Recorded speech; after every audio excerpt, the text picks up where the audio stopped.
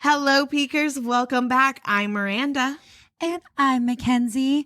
And this is Plot Peek, your one-stop shop for storytelling. Tea spilling. And to keep up with all the latest book talk drama that you have been missing out on.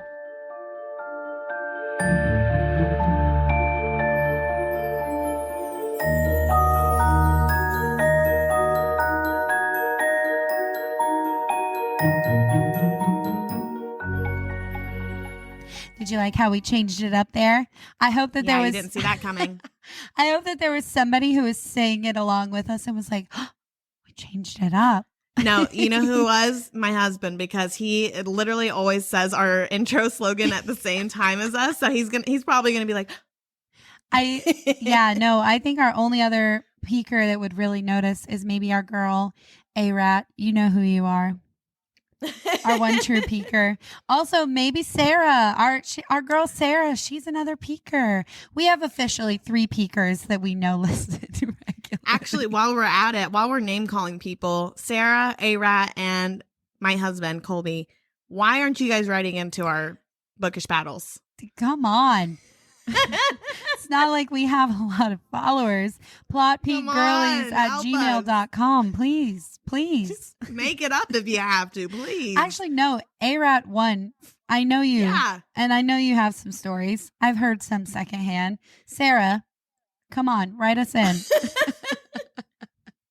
And Colby, you're a chemist. I'm sure. Well, chemistry. There's probably not much. Okay, you got to pass, honey. Write us in that one time that I know for a fact you probably tried to make an illegal drug. I know for a fact you've done it in the past. He's at least considered You've at least considered it. And talk us through your process. Walter White style, baby. Plotpeakgirlies@gmail.com. Thank you. And the other life update, I wanted to talk about Inside Out. Oh, too. Yeah. It was definitely a child's movie. It's crazy. I would have never known. It's definitely, I thought, because, okay, I'm going to spill some tea on myself. The first Inside Out, I really resonated with it, and I felt like it was my kind of movie. This one, okay, well, tea, again, it's actually not a child's movie. It's a teenager's movie, and it was good, but it wasn't as good as I thought it was going to be. Like, I thought it was going to be, like, more tear-jerked and crying type of vibe. But it was more so just like emotional intelligence education, which I still appreciated, and I respect the storyline. So I would still recommend everybody to go watch it. Do you think it's because your Prozac was holding you back? Yes, yeah, that could definitely be the case, which is another good advocating reason for me to get off my Prozac. Is it? Yeah. Yeah. It's gotta go. I cut out the part on the last episode. I spilled some tea to you guys that I'm weaning myself off Lexapro. And then I decided I took it back, and I was like, maybe people don't need to know that, but I'll go ahead and tell you I'm off Lexapro, baby. I'm raw dogging life right now. Slay. No, we love a reversal queen over here. I've tried personally to get off my antidepressants multiple times. So don't feel shame if you can't get off of it. Some of us are just born with it. You know what I mean? And so yeah. Maybe it's Maybelline. Cheers to you. Maybe she's born with it. Yeah. Cheers to you if you can get off of it. Cheers to you if you can't and you recognize that and you got to stick it out. So here's my thing. I don't want people to, if I react a certain way to something, I don't want people to be like, oh, that's because she's quitting her Lexapro. No, that's just who I am. I was born with it. But no, I am completely off Lexapro, and I have been for a little while, and I won't divulge how long. I'm so proud of you. Could have been the entire plot peak. It could be for a couple hours. Couldn't tell you. And I won't. All right. Well, do you have any other life updates, or should we get into this story time? Story time it is. Story time it is. Well, before we start our recap, let's do a quick reminder to you guys that we will be doing a story time of Sarah J. Maas's Heir of Fire, chapters 20 through 30. So if you're reading along and you have not gotten to this part yet, this is your warning that we will be storytelling everything that happens up to and through these chapters. And with that being said, let's do a quick recap of everything that's happened so far. Selena has met 2 demi-fays, Emery and Lucas, at her kitchen job.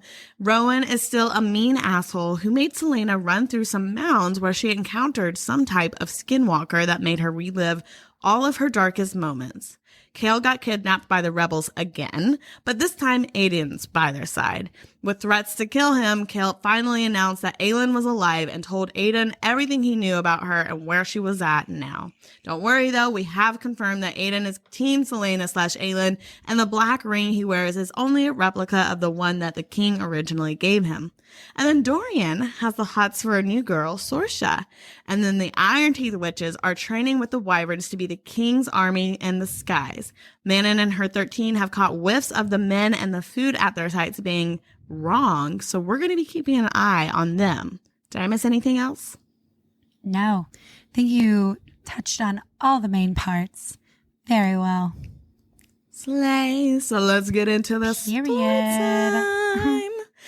Selena is in the trenches of depression and is barely able to pull herself out of bed to train.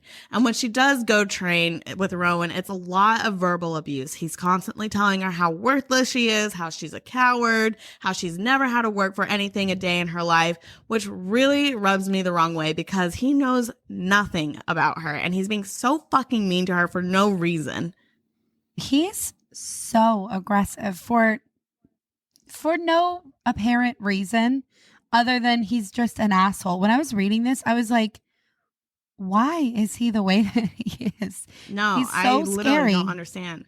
Yeah, I don't understand. I literally, and I think we talked about this in the last episode, I don't understand where his anger and aggression is coming from, but I'm not here for it. And that's the truth. I'm like, this seems so unnecessary. No, I agree. I think though, when we look back at like Selena, reading through some of her stuff too, I do think she comes off really aggressive at times. We get her inner monologue constantly, so we get to see that other side of it of like, oh, like this is how she's feeling, this is why she's feeling like this, and it brings back like stories about her. So I will say we don't get Rowan's inner monologue until I do think we get it in this book. I can't remember how Just far a in little it is. bit, We only get a smidge of it. I will say Sarah J. Maas writes extremely well-developed Purposeful? Characters. Very like personal characters. So I'm excited to hear more about him, but he's a fucking asshole. He is. An asshole. Big thumbs down on that guy. Boo right now.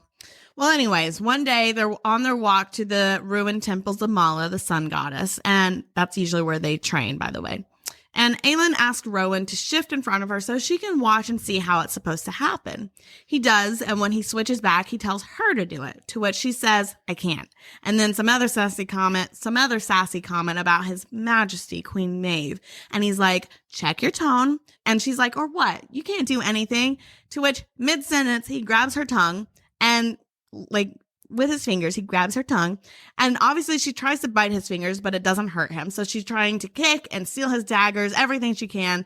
But because he's Fae and super powerful, he's strong. He disarms her attempts, pins her against the tree, and bites her neck. And it's giving Tamlin from ACOTAR. No, it really is. It so is. I can't wait till we cover ACOTAR. Tamlin is such a character. Okay, yeah. I'm not going to spoil anything, but he's a character for sure. He's definitely a character. He's a character. No, Rowan, a psychopath. When I read this, I was like, biting's very personal. Yeah, very personal, very like intimate. Like, why did you do this? That's a very like unnecessary reaction, I feel like. So yeah, it raised my eyebrows for sure. I do remember reading this and being like, first of all, you're a psychopath. Second of all, are you in love? Are you in love with me? That would be what I was getting. That would be the hint that I'd be taking. I'd be like, so yes, you want to get married. Side note, I do see all these memes where it's like, I could never be kidnapped realistically because they would like, they would come at me and it'd be like, is this giving enemies to lovers or... So like funny. Just waiting for your feelings about me to actually come out because I know the way that you just hit me is it's giving enemies to lovers. No I mean, we're all here We don't for condone that. We don't condone that. We're But unless it's in the books. domestic violence. But the book talk girlies, you know. If you know, you know. Well, so yeah, the bite actually makes Selena switch into her Fae form. And she doesn't register that she's in her Fae form until her power starts surging. And then it's about to erupt. She releases this explosion of fire, but Rowan counters it and uses his power of wind and air to suffocate her flames. And after she settles back down after the bite, Rowan asks her if her lover knew what she was, and she clarifies that yes, he did, but that they are no longer together. So she has officially closed that door with Kale, it seems. I think that's for the best, honestly, though. I think this is like a very trying time for her, and I do think she's working through a lot of feelings. And I feel like at the end of Crown of Midnight, we did leave it at a place where like Selena was still grappling with her feelings for Kale and did come to see him as not as much of the monster that she initially once saw him as. She saw his reasonings for things and was able to rationalize them. But I still feel like this was like a big moment for her and being like, we're not together. Like, yeah. And verbalizing like, he's not my lover anymore. Yeah. I think that was a really big moment whenever I was reading that. So that's why I wanted to put that in. That was good intuition there. Thank you. So Selena switches back to her human form and Rowan tells her to do it again. And she's like, I literally don't know how many times I have to tell you this. I can't control this. And he begins his verbal assaults again. He tells her how she's a coward, how she's never had a fight for anything, yada, yada. So she finally blows up and she tells him about Nehemiah and how she's the only reason why she's here right now trying to stop the king in the first place. And Rowan is like, so you're here to save someone else's kingdom and not your own. Why can't she do that herself? And Selena's like, because she's dead. Do you know that TikTok? No. Oh.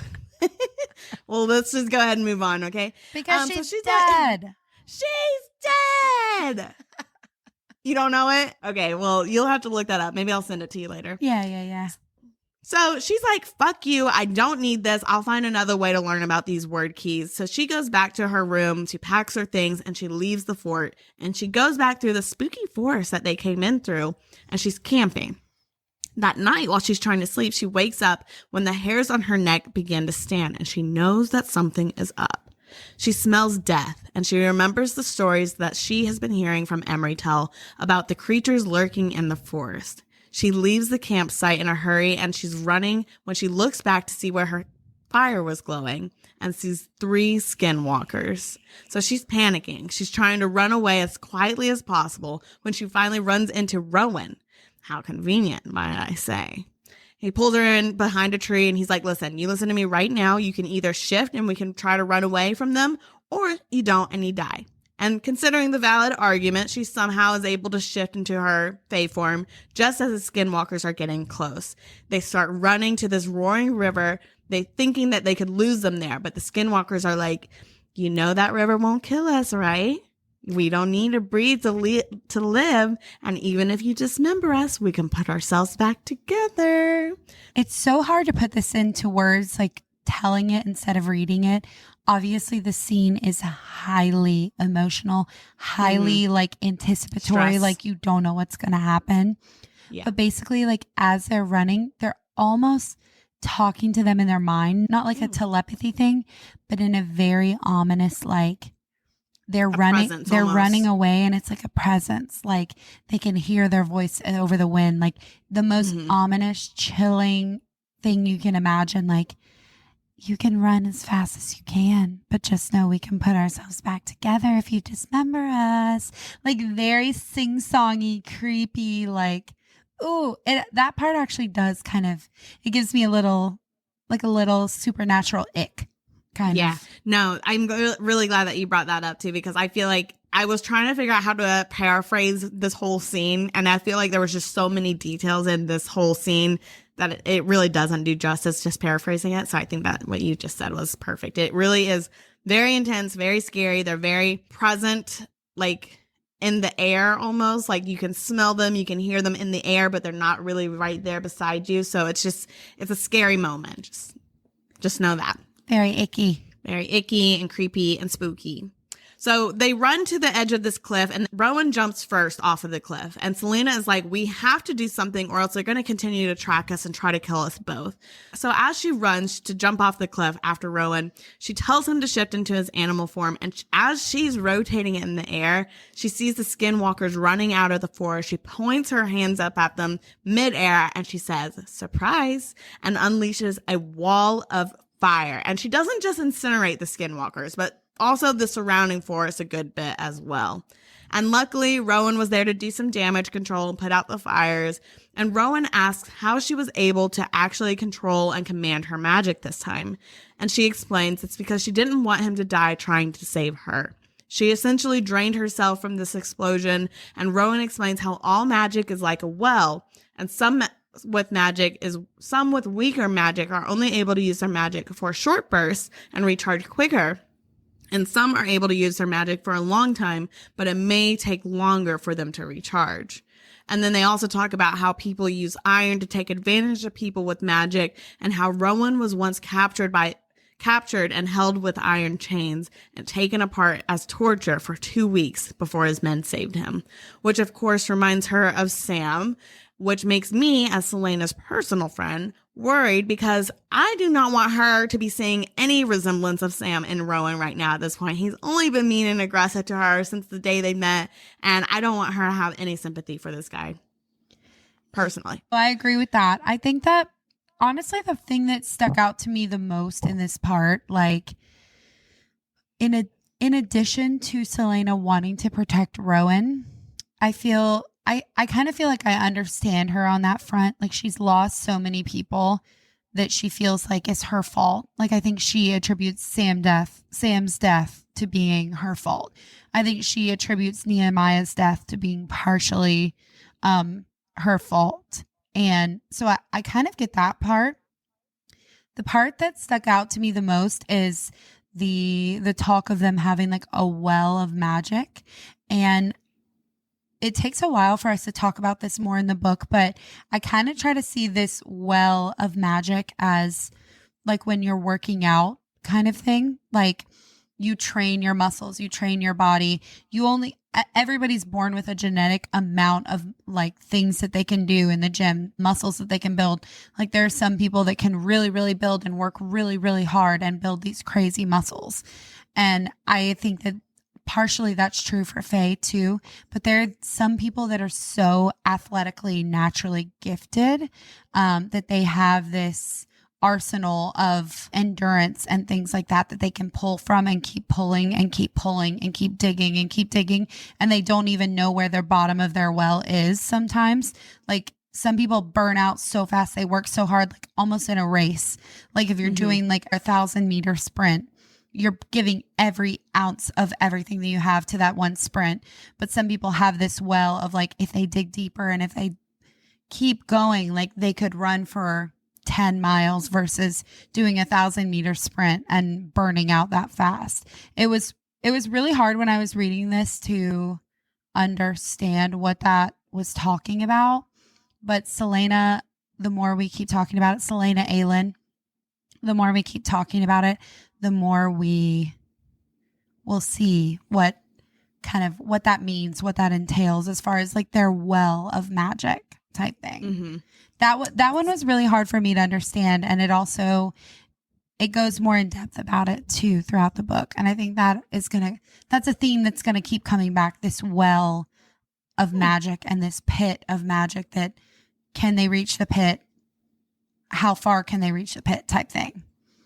That's good to know. I like knowing the themes. And I feel like that actually is a really good, like, real life theme of like, is there more that you could actually be giving right now? And I like that. Certain phase, they really can only reach the bottom of this magic, and that's all that they have. And certain phase don't know how to control that and express it properly to reach their full potential too.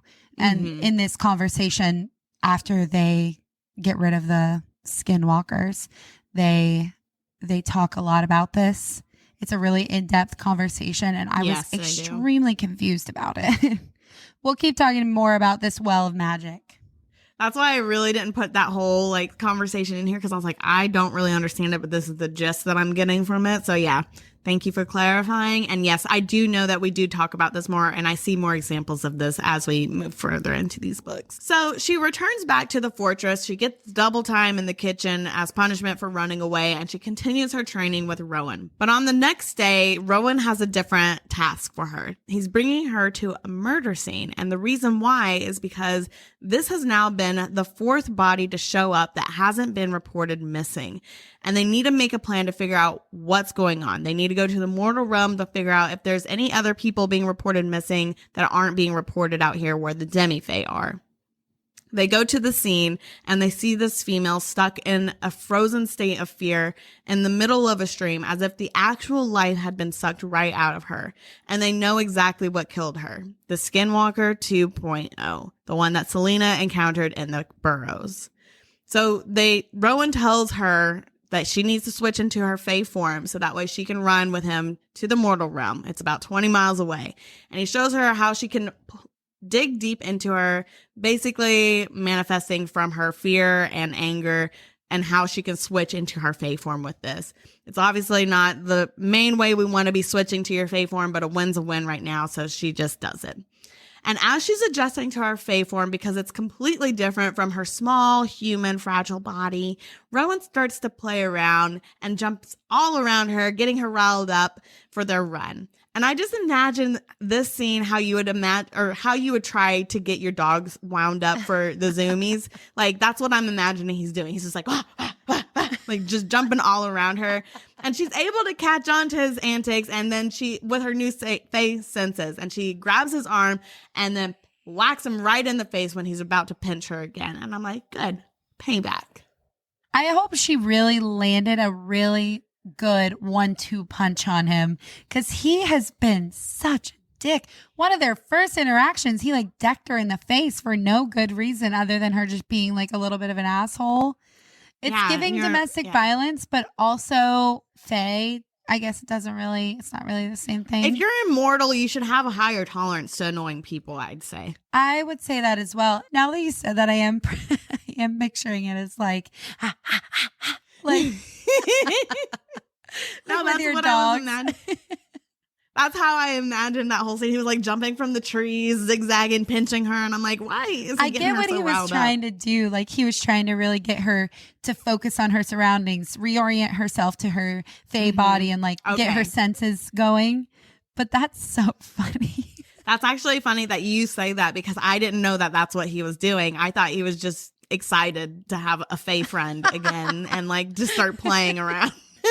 No, I think his motive was like being like, okay, you're in this fae body. You have these fae senses. It's time to like focus on me. Yeah, that's funny. That's good. Okay, well now I know he wasn't just goofing around, because I really thought, I was like, this is so random of him to just start playing with her. I feel like I can see it as like almost like a training exercise. Like, yeah, okay, like if you're sparring, like get kind of warming up, like getting used to blocking punches, getting used to doing this, like let's get in your element, get in your zone type thing. Yeah, I can see but that that's way funnier the way you pictured it. But it makes more sense the way you explained it. So this is why we have the two of us here right now. Our dual POVs. Right. That's good. Yeah. So they run, and they run fast to the town. And like I said, it's about 20 miles. And during that run, Selena describes it as being a completely euphoric experience as she's adjusting to this powerful new body and seeing just how fast she can run and dodge trees, and while also dodging Rowan and his antics along the way. But unfortunately, once they make it to the town, no one else has any leads for them, and no one has been reported missing. So they head back to the fort, and Rowan continues to push Selena to practice controlling her powers. And though she's still setting Forest on fire, Rowan is acknowledging that she is at least improving a little bit. A win is a win, you know? Amen. Amen. Back at the Glass Castle, Kale and Aiden are having a secret meeting in the secret tunnel of Elena and Gavin. And Kale tells Aiden about everything about Selena and the king.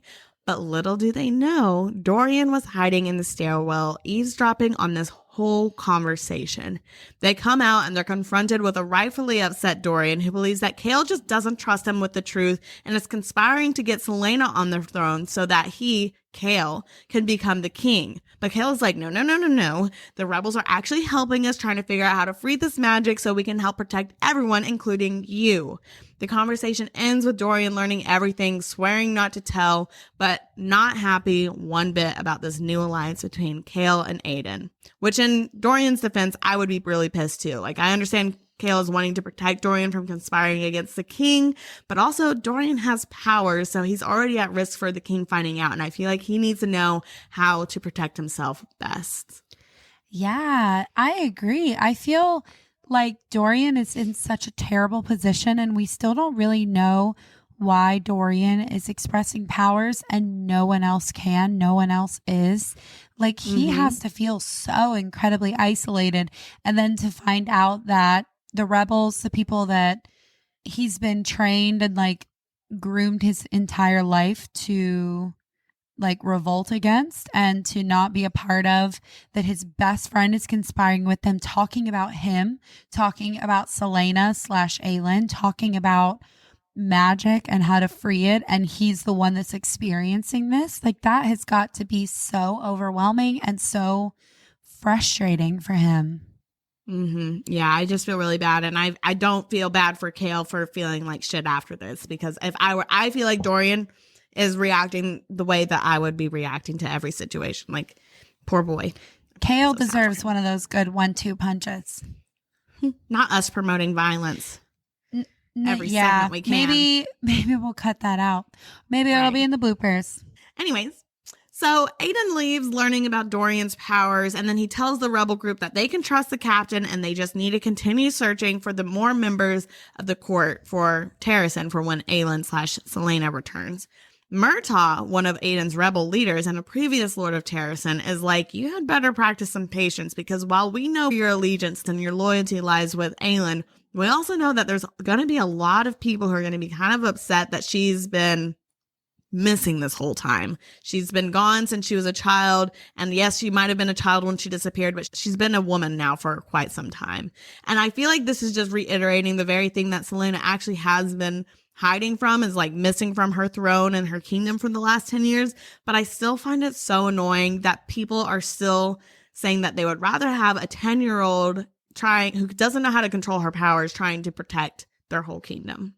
I don't know, what did they think was going to happen to this little 8-year-old that was lost in the river? And like, I mean, I get it. Sure, she would have been your queen. However, we get to even learn more about her.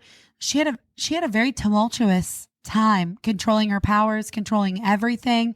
And they just expect her to be this like all-knowing, all-being like ruler. Like, she didn't even get trained for that.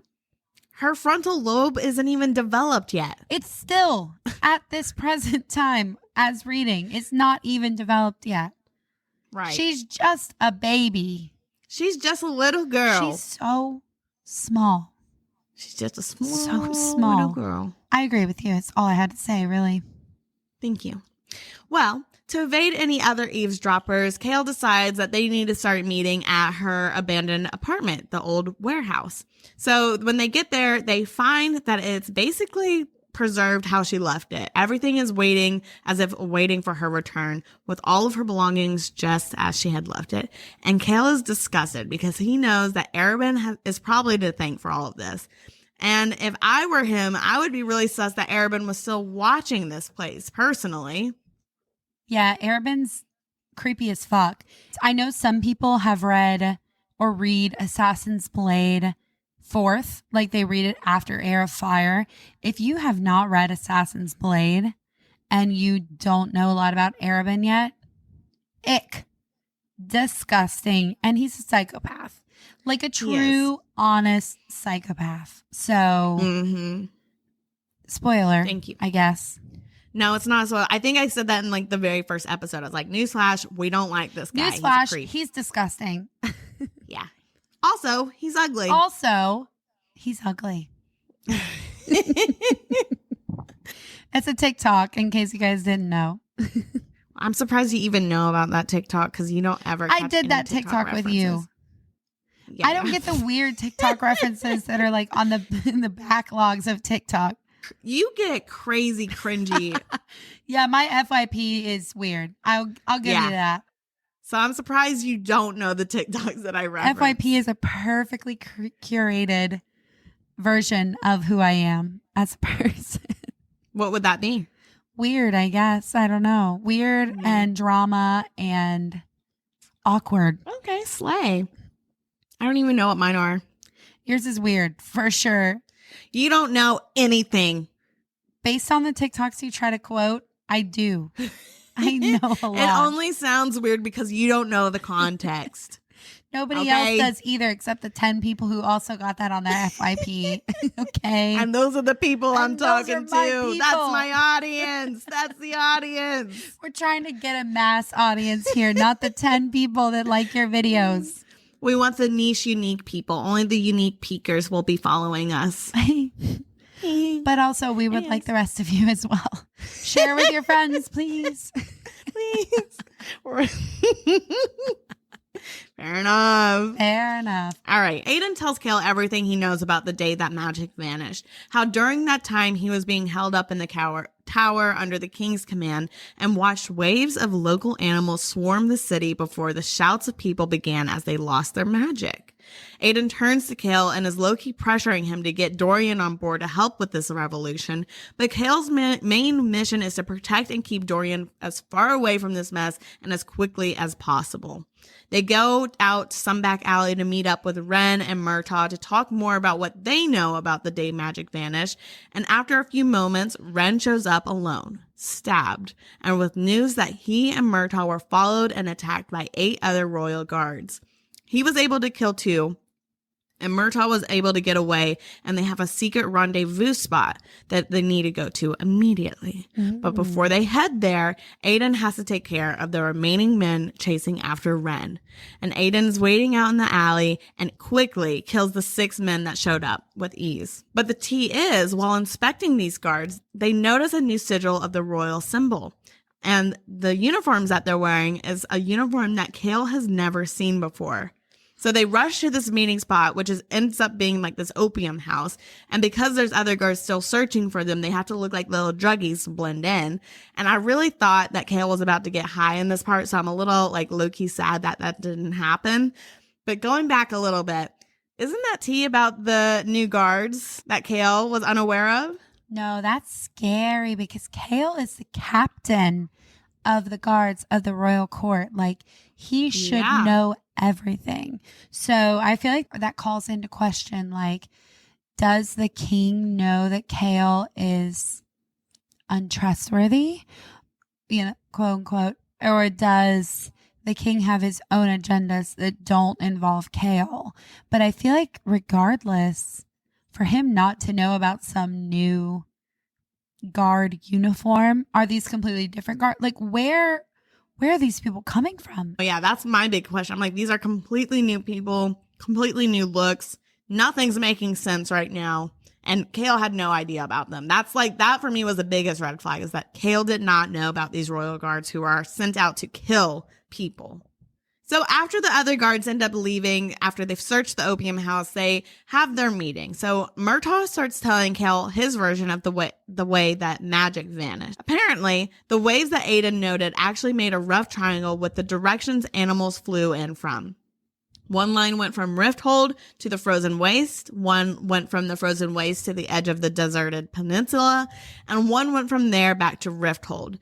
And they believed that a spell was being used as a beacon to specific points to create an area in which magic was not able to be used.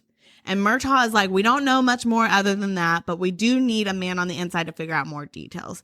Which, side note, makes me think, how does the king not realize that Aiden is not being influenced by this ring right now? Like, why did he give him this ring if he did not have immediate intentions to use it? I think we don't know the full extent of the ring. We don't know what the ring is supposed to be at this point. We don't know if it's specifically just an influencer or if it is something darker or if it's something like that. But I think Aiden, it seems like from what he's saying, has played the king's part and has done the king's bidding to the king's knowledge very well. So I think that it really depends on what the king's goals are with this ring, or what the influence of this ring is supposed to be. You know what I mean? Is it supposed to just be an influencer, or is it supposed to be something else? Yeah, I think that's fair. I don't think we know for what the ring is supposed to do 100%, you know? Quite yet, yeah. Now with Dorian, Sorsha was able to create a mixture of iron to dampen his power so he doesn't risk blowing his cover in front of the king.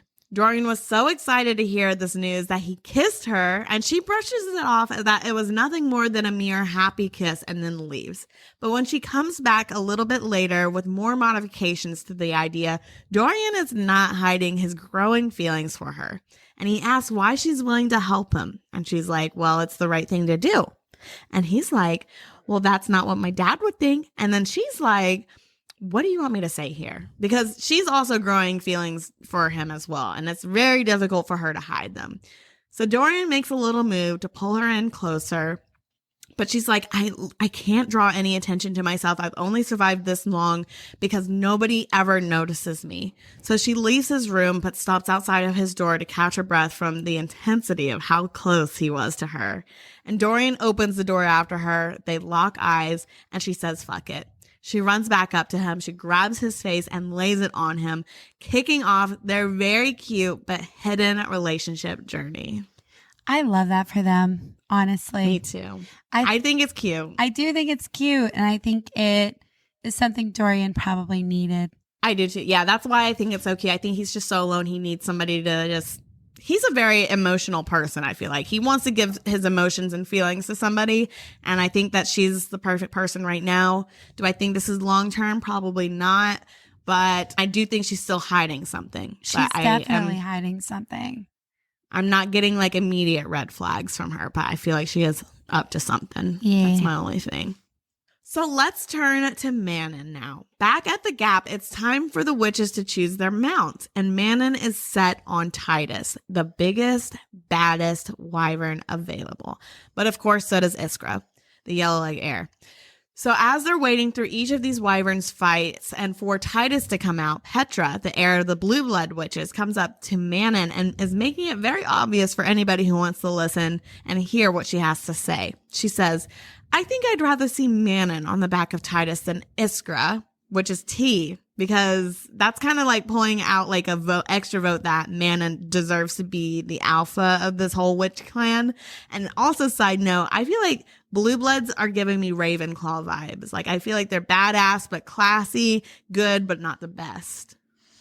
I think that they know their place as far as their position in the hierarchy or whatever. I think that they can sense bullshit better than others can. I think it's a well-known thing that like Slytherins are maybe not the most emotionally intelligent type people, and I think that if we're giving them Harry Potter classes, like the Ravenclaws can sense through the Slytherin bullshit, and they're like above that. Yeah. They're like, look, we know we're not at the top, but we'd rather see them at the top than you, type thing. Which I agree with. I love that. Yeah, me too. So the process to choose their wyverns is actually watching the war-ready ones fight the bait wyverns as they showcase their strengths. And after they fight, a witch will stand to claim them. And if multiple witches stand, then the matriarchs pull sticks to unbiasedly choose which one gets the wyvern. Titus eventually comes out and is straight up fucking up this bait wyvern. And Iskra saunters over to Manon, and as they watch, she says, you want Titus so much? Go get him. And then she pushes her into the pit. And when Manon lands, she's trying to gauge how she's going to run past Titus through the doors to safety, because from his demonstration, Titus is quite literally a psychopath who loves to torment, torture, and kill, which is great unless he doesn't submit to Manon as his rider. And she tries to run, but Titus is toying with her like prey and looks like he wants to take his time to kill her. She gets backed into a corner when Titus hesitates from pouncing and looks slightly up behind her, where she remembers there's another wyvern still here. chained to the wall and badly injured. But when she turns around, she looks at the bait wyvern and it seems to be looking right back at her with this look so strong it could have been considered as an emotion for a supposedly emotionless creature. And when he wouldn't stand down from Titus's glare, it was clear that the bait beast wanted this challenge. The bait wyvern shoots after Titus and they fight. And here's what I mean by when I say Manon might be more grounded than the other Iron Teeth witches. Instead of saving herself like most of the witches would, she ran back to the bait wyvern and broke his chains with the sword to give him a fair shot at fighting. And when she was running back to the gate, she turns and she sees that the bait beast is actually holding his own against Titus, which is wild because he's limp, small, and had serious injuries to his wings and tail. Honestly, he really shouldn't even be alive at this point, but he is. But then Titus gets a hold of this bait wyvern, and Manon knew she owed it her life to stand up for him for standing up for her. So she runs back to the fight and chops off the tip of Titus's tail. He releases the bait wyvern and swats at her, but when he does, the bait wyvern jumps up at his throat, rips out his throat with his teeth, and wins this fight. Everyone watching was stunned. Nobody was speaking. Nobody said anything. I was stunned reading this. It was just like such a blindsiding moment almost to see this bait wyvern come out of nowhere and just like rip the biggest wyvern's throat out of nowhere. Seriously. And then you're not expecting this like underdog moment of this fight to happen. When I was reading it, I was fully expecting like Manon to have some creative way that she got out of this, or like creative, experiment that she subdued this large wyvern or something like this. Mm-hmm. It was one of those like powerful underdog moments where you're like, hell yeah, you're like rooting for Manon to live, and you're also rooting for this little tiny like ravaged bait wyvern / kind of like fighting dog type thing to win. And it was such a dramatic scene. It really was. 10/10. It's a great moment, and I definitely recommend reading that. So Manon and this wyvern end up having this really deep and intimate gaze at each other when this whole fight is over, and they seem to understand that they are meant for each other. And in Manon's POV, Titus was a brute. This wyvern was a warrior. She claims him as hers, and she names him Abraxas. And being narrated to us in the book, he claims Manon as his rider, his mistress, and his. Are they mated or something? You're obsessed with mates. Are they mated? Yes or no? Answer the question. You said, are they a mate? But are they mates? They could be equal. They are equals. I think. It seems. Well, maybe not. I don't know. I don't know that I would say that they're mates, but I do think that for like reading this book as an actual book and hearing how vicious and unfailing and incompassionate and all these things that the witches are claimed to be, for this witch to claim this kind of shabby, small / kind of injured wyvern was a huge moment. Like, she looked at him. She also said that when she looked at him, she felt like you had kind of said, she sensed some kind of intelligence and understanding in his eyes. I feel like this was like a huge moment for her to take a creature and be like, you are mine. A creature that was not outwardly expected to be anything good. He was literally, like we said, when we were saying bait wyvern, like literally they were not using him for anything because of his size. Other than to get beat up. Other than to get fucked up and like killed by these other wyverns as bait, literally. Mm-hmm. Yeah, it's real tragic. So sad. Mm-hmm. But I do agree with that. I think that this was a huge moment, and it says a lot that she chose him. Yeah. And so when Manon gets back to the dining hall where all the other witches are waiting, her grandma is pissed, and she feels like Manon has humiliated her for choosing the weakest wyvern on a fluke of a win. Her grandma punishes her physically and emotionally by telling her that she is to ride with Abraxas when he gets tested and to die with him if he fails, because since he's just a bait wyvern, he hasn't passed the cliff diving test yet. So Manon goes down to visit Abraxas after he's been cleaned up and patched up a little bit. And she goes to the guard watching him, and she's like, hey, I would like to fly him immediately. But the guard is like, that's a hard no. We haven't trained him. They don't understand our language. And Abraxos is actually the oldest bait wyvern we have. We don't even know if his injuries will allow him to fly. And then Manon is like, well, first of all, human, you will not be telling me what I can and cannot do. And secondly, I will be riding him. And also, I'm going to be the only one who's going to be training him. I have only ever seen TikTok people saying that they've hated Manon when they first saw her, but then, or like whenever they first read her POV, but I have not been able to like not think that she is just a bad bitch. And I am obsessed with her when I'm reading these parts. She is such a bad bitch. And I'm so like happy and thrilled that you think that and you feel that way, because obviously she's in another POV. We know that she's going to be a main character or at least an important part of the story. You know what I mean? Mm-hmm. So like, I love hearing your POV, knowing that she is going to be at least integral to the story, but really enjoying her. Because when I was reading this, I was like, this is so irrelevant. Take me back to, take me back to Aelin, take me back to Selena, take me back to Dorian / Kale. Like, I want to know what's going on with them. But like her story, reading it back for the second time through these books and like going through it, love it. Love, love, love it. So I love that you love it. I always have a heart for the villains. Well, okay, not like the true villains, but like the bad bitch villains, you know? I love a good morally gray or dark female character. I just think they're awesome. Anyways, I don't know what that says about me, but so Manon starts to dip out of her training sessions with the 13 to train Abraxos, and she tells Astrid, her second, to cover for her and lead the group while she's gone.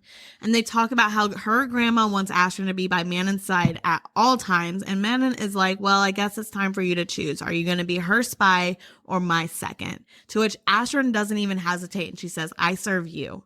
I just really like Astrid as well, which makes me concerned because I feel like she's going to die. That's usually what happens to characters I like. Astrid is giving like the most loyal, like, you are my person type character.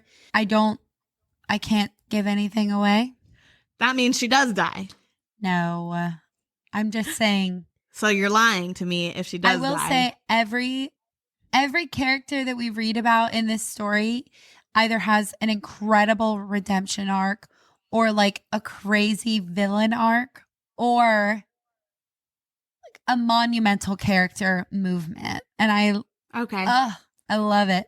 I can't give away what happens to her, what becomes of her, but Manon and her 13 are holy grail. Love them. Love that. Love to hear this. So, okay, well then Manon goes to get Abraxos for their first training session. And after she shoos the guards away, she goes up to Abraxos, who's tucked away against the cell wall, and she raises out her hand, and he moves to her and places his little snout in her hand. And Manon is realizing that Abraxos is not like the other wyverns the king has created. Abraxos has a mind of his own, which makes Manon hopeful that if he can get fixed up and flying, he could teach the other wyverns how to fight and think for themselves, which gives them more of an edge when the war games come for being wing leader. She grabs his snout and she tells him, you can listen to me, do what I say, or you can stay here and die in this shithole. I'm going to be giving you a very painful but a very much needed makeover. She tells him the spiel, and basically what happens is she gets all of his rotten teeth pulled out and replaced with iron fangs. His tail is replaced with iron spikes that are welded into him. And the only thing left to worry about with him is his busted wings, which we will be talking about in the next episode to come.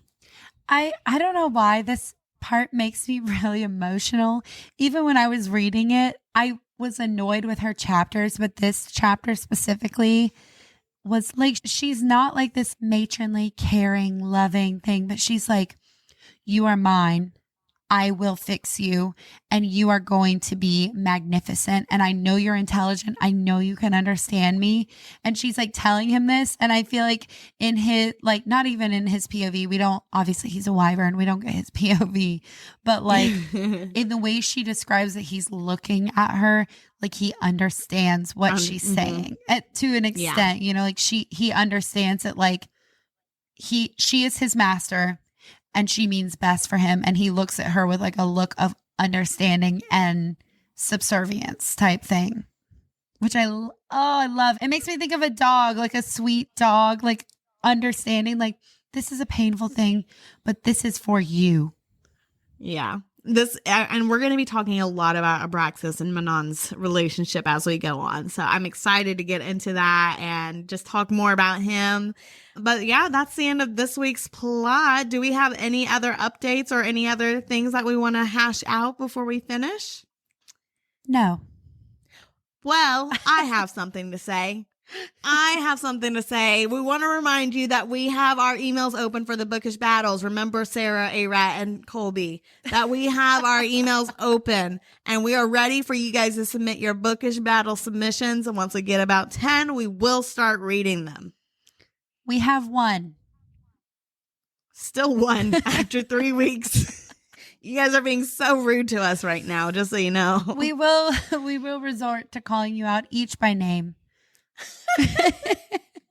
If that's what it takes, we will. He's your husband. Can you not force him to write something in? I don't understand.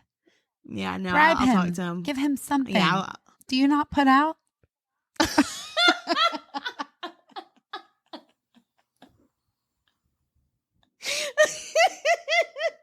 Don't worry, I'll cut that out. No, that's a good point. No, I mean, I think it's a valid point. Do I not put out enough? I don't know. I don't know either.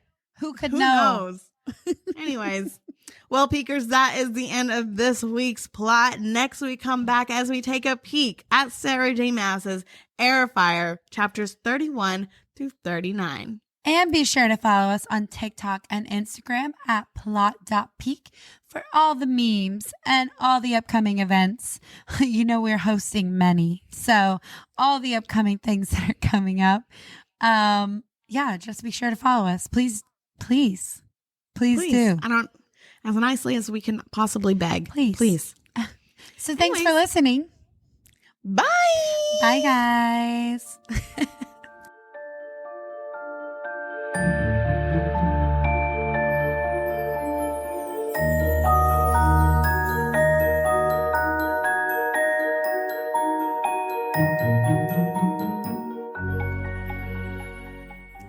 Slay. That was a long ass episode. I think we did great. Me too. Slay.